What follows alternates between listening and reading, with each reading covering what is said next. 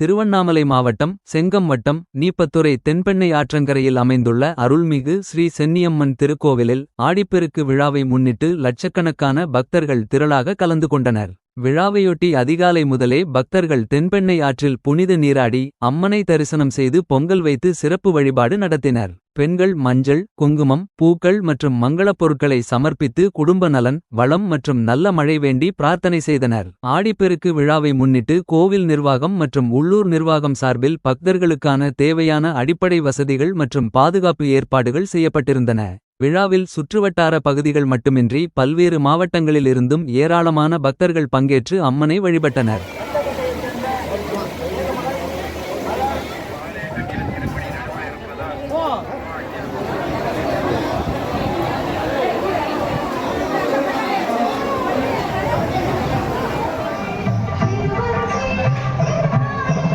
ஐந்தாம் நாளில்